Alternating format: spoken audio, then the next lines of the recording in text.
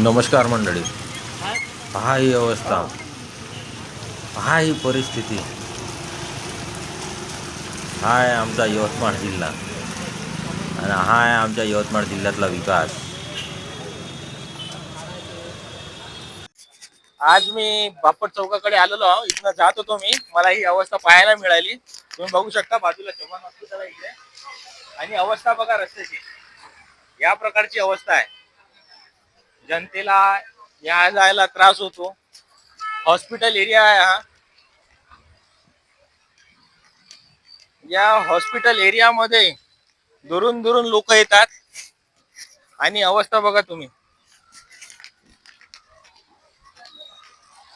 हे बघा, पेशंटला त्रास होतो येता जातानी, पण हे सरकारला दिसत नाही. येथील स्थानिक आमदार खासदार यांना दिसत नाही. आणि या साईडला पालकमंत्री साहेब संजय राठोड यांचे पण घर आहे इथे. संजय राठोड साहेबांना ही अवस्था दिसत नाही का?